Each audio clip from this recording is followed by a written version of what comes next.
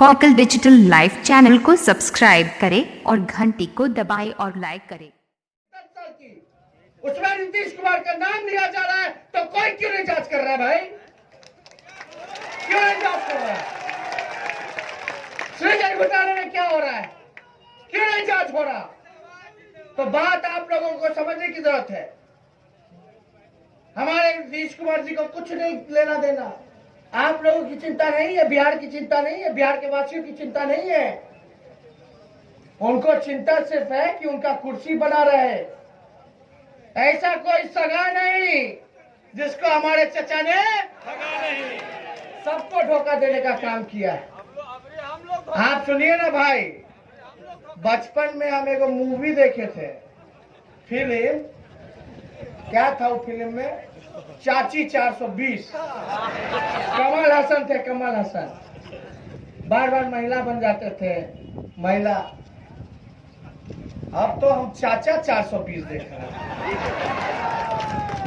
तो आप समझिए कि नीतीश कुमार जी 4 साल में 4 सरकार दी है, 4 सरकार। बहुमत के बाद इतिहास में, हिंदुस्तान के इतिहास में कौन सा ऐसा राज्य है कि बहुमत के बाद 4 साल में 4 सरकार? कभी है ने, कभी ओन ने, कभी एन ने, कभी ओन ने। बार बार गवर्नर हाउस चले जाए, आप बाहर से आकर के क्या बोले कि अंतरात्मा ने, मेरा अंतरात्मा जागा, नैतिकता के नाते इस्तीफा दे दिए। अब पहले बीजेपी से सब सेटिंग कर लिया, खाली ड्रामा। अब अंतरात्मा कहाँ नीतीश जी? जब आप पे हत्या का केस चल रहा है, बगल नालंदा में चले जाइए, नीतीश कुमार पे हत्या का केस चल रहा है, अभी जजमेंट आना बाकी है। चाचा जी, अभी मुजफ्फरपुर पॉक्सो कोर्ट ने आपको बोला है, सीबीआई जांच का आदेश दिया सीएम के ऊपर। इतना बड़ा खबर, न्यूज दबा दिया गया। अब हमको तो बेचारे पत्रकारों पर तरस आता है। ये तो अपना रिपोर्टिंग करते, नौकरी करते हैं। इनके मालिक तो अमीर लोग हैं, वो व्यवसायी लोग हैं, उनको तो फायदा नुकसान देखना है। इन बेचारों का क्या गलती है? और उनके मालिक लोगों में इतना हिम्मत तो नहीं है कि बीजेपी से लड़ेगी तो भाई फिर छापा हो जाएगा, फिर जेलें भेज देगा। हर कोई लालू यादव नहीं ना है जो खड़ा रह करके लड़ाई लड़ेगा सच के लिए। तो एडिटर इन चीफ बने हुए अमित शाह, जो खबर उनको दिखाना है, नहीं दिखाना वही चलता है। नीतीश जी इसीलिए पलटी मारे कि जांच हो जाएगा, जेल हो जाएगा, कुर्सी चला जाएगा। तो कोई विचार तो है नहीं। तो हम लोग, सब लोग यहां जो निर्णय लेना है, घर बैठने से नहीं होगा। आज आपके आरक्षण के ऊपर खतरा है और मोदी जी पूरी तरीके से, भाजपा के लोग, नीतीश कुमार जी पूरा सहयोग कर रहे हैं कि आरक्षण को धीरे धीरे धीरे बड़े चालाकी के साथ समाप्त कर दो। अगर समाप्त हो गया आरक्षण तो आप समझ जाइए वही दिन फिर आएगा, वर्ण व्यवस्था फिर से लागू हो जाएगा। ना पिछड़ा दलित भाई, ना आदिवासी भाई को ना रोजगार मिलेगा, ना शिक्षा मिलेगी। हम किसी का खिलाफ नहीं करते हैं, सब लोग को लेके चले। हम तो जो कह रहे, जो समाज में जो आखिरी स्थान पे है उसको भी हम लोग बराबर का स्थान दे, सब लोग बराबर रहे। हम तो जो गरीब है, गुरबा है, उसके अधिकार के लिए हम लोग लड़ाई लड़ने का काम कर रहे हैं। और ये भी आप लोग जानते हैं, जब बीजेपी से सवाल पूछने लगेगा तो बीजेपी के लोग क्या करते हैं? क्योंकि उनके पास जवाब तो है नहीं, कोई काम तो किया नहीं।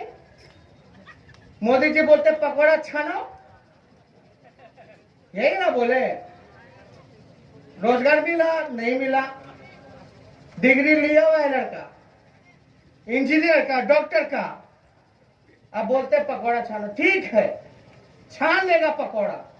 घर में अगर बेबसी है, गुर्बत है, गरीबी है, आर्थिक रूप से कमजोर है, तो अगर घर चलाना है तो हम लोग पकौड़ों बेचने के लिए तैयार हैं। लेकिन कम से कम 15 लाख रुपए का जो वादा किया था उसमें से 2-3 लाख रुपया बोनी तो करवा दीजिए ताकि पकौड़ा का दुकान लगा ले। और 2 साल में एक साल में 2 करोड़ लोग अगर पकौड़ा बेचेगा तो पकौड़ा के खाएगा, यानी 5 साल में 10 करोड़ लोग पकौड़ा बनाने वाले। हर घर में पकौड़ा मिलबे करेगा तो बनवा के खाएगा, यानी दुकान बंद है कि नहीं? चलेगा तो मोदी जी को खिलाइएगा। तो हम ये कहना चाहते हैं, जब इन लोग के पास कोई जवाब नहीं बनता, आप बताओ किसानों की क्या स्थिति है आज के दिन में, क्या स्थिति बनी हुई है? ना आपको खाद मिल रहा है, ना आपको सही मूल्य मिल रहा है, ना धानों ने बिका रहा है, ये स्थिति बनी हुई है, कोई चिंता नहीं हो रहा। तो बीजेपी के लोग के पास कोई जवाब नहीं रहेगा तो लास्ट में क्या करेंगे? हिंदू मुसलमान दंगा फसाद, लड़ो लड़ो लड़वा दो, इसी में उलझता रहेगा। आज देश में मुद्दे पे बात नहीं हो रही, किसान, नौजवान, बेरोजगारी, शिक्षा, स्वास्थ्य, विकास, इस पे बात नहीं हो रही। बात क्या चीज पे हो रही है? मस्जिद, मंदिर, हिंदू, मुसलमान, पाकिस्तान, कश्मीर, यही हो रहा। इससे आपका जिंदगी बेहतर होगा? आप बताइए, जितने नौजवान खड़े हैं या जितने हमारे अभिभावक के, बताओ अगली पीढ़ी अगर सुधारना है तो ऐसे हम लोग सुधरेंगे? आप बताइए, इंसान से लड़ता रहेगा, भाईचारा नहीं रहेगी तो क्या होगा? तो ये मोदी जी, ये लोग बड़े शातिर लोग, ये सब लोग जो है ठगने का काम किए, फिर से नया एजेंडा लाएंगे, झूठ बोलेंगे, अलग अलग बात करेंगे। इसलिए आप लोग सब लोग यहाँ एकजुट रहने का काम कीजिए। ज्यादा हमारे पास समय नहीं है, हम लोग लगातार फिर दोबारा आएंगे आप लोगों के बीच में, लेकिन एक बात हम जरूर कहेंगे। अभी राहुल गांधी जी ने घोषणा किया है, क्या घोषणा किया है? अगर यूपीए की सरकार आती है, महागठबंधन की सरकार आती है, जितने गरीब लोग हैं, जितने अंतिम पायदान पे लोग हैं, समाज के लोग, सुन लीजिए, ये समझना बहुत जरूरी है। नौजवान भाई, जिसको रोजगार नहीं मिला वो सुन लीजिए, न्याय योजना लेकर के आएंगे। न्याय, आर्थिक रूप से सामाजिक न्याय के साथ साथ हम लोग आर्थिक भी न्याय आप लोगों को करने का काम करेंगे। क्या है? 20% 20% जो तबका, जो नीचे से सबसे गरीब है, जो परिवार, उसको ये योजना का फायदा होगा। सबसे नीचे कौन है? पिछड़ा है, अति पिछड़ा है, दलित है, महादलित है, आदिवासी है। यानी वैसे 20% परिवारों को, यानी 5 करोड़ परिवार को, यानी 5 से गुना कीजिए, यानी 25 करोड़ लोगों को डायरेक्ट लाभ होगा। क्या चीज का लाभ होगा? कि देश में ऐसा कोई परिवार नहीं रहेगा जो 12,000 से कम कमाता हो। मान लो 6,000 कमाता है, तो जो 6,000 है वो सरकार देकर के 12,000 करेगी। एक रेखा खींच दिया जाएगा कि 12,000 से कम कमाने वाला कोई नहीं रहेगा और डायरेक्ट खाते में पैसा जाएगा। मर्द के नहीं, मेहरारू के, मेहरारू के नहीं तो मर्द उड़ा देगा, समझे हैं? तो यानी कोई ऐसा गरीब हिंदुस्तान में कोई परिवार नहीं मिलेगा जो 11,000 रुपए भी कमाता हो। 12,000 मिनिमम इनकम, कम से कम कमाई 12,000 का। लोग कहते हैं कैसे पॉसिबल है, कैसे हो जाएगा, पैसा कहां से आएगा? ये मोदी जी और नीरव मोदी पैसा ले जाएंगे। हजारों करोड़ रुपया पूंजीपति का कर्ज माफ किया जा रहा है, किसान का नहीं हो रहा। वो पैसा कहां का है? ये पूरी तरीके से फिजिबल है।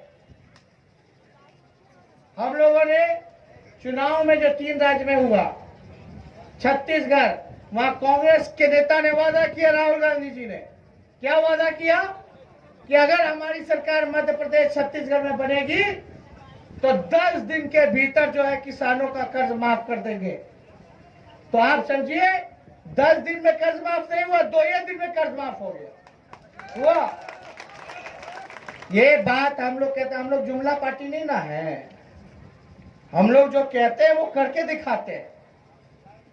लालू जी बिना कहे रेलवे को 90,000 करोड़ का मुनाफा पहुंचा दिए, हर बजट में किराया कम किए, बिहार को 4 रेलवे का कारखाना दिए। तो कहे थे क्या? कहने वाला आदमी करने वाला आदमी में बड़ा अंतर होता है।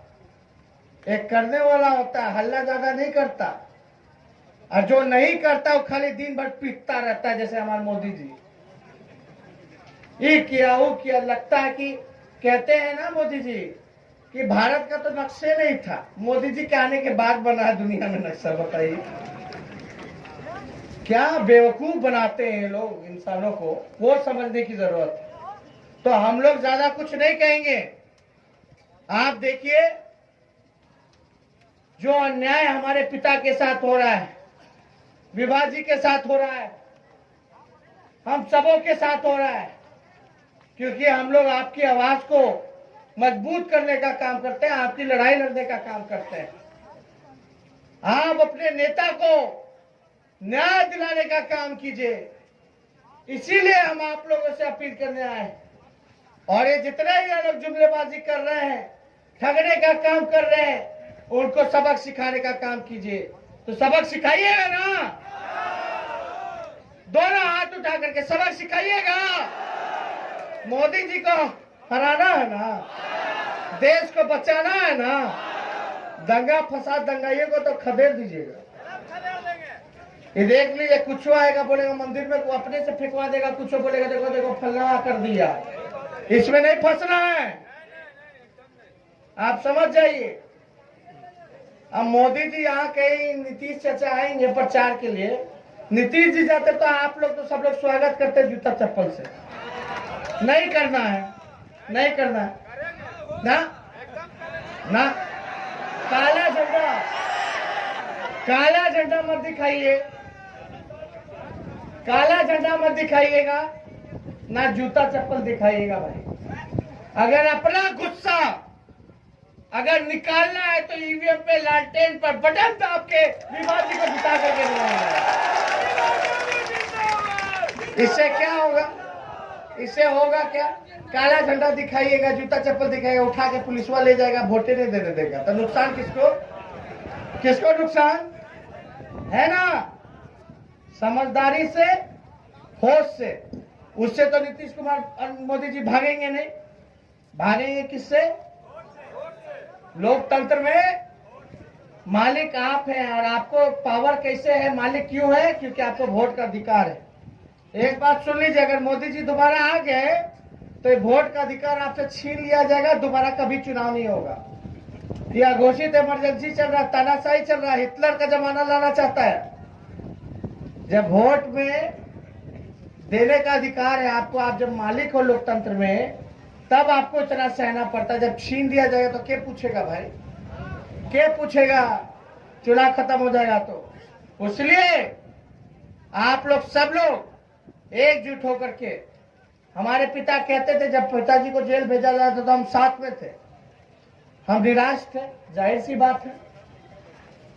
तो हमारे पिता ने कहा कि बेटा निराश मत हो, जब भी निराश होगे तो अपने मालिकों के बीच चले जाना। तो हम अपने मालिकों के बीच, आप लोगों के बीच आए और हमको आशीर्वाद दीजिए। आशीर्वाद है ना?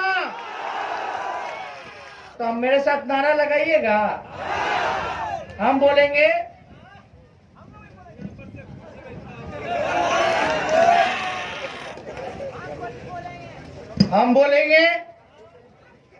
भाजपा भगाओ, आप बोलेगा देश बचाओ। ठीक है, रुक जा। हम बोलेंगे भाजपा भगाओ।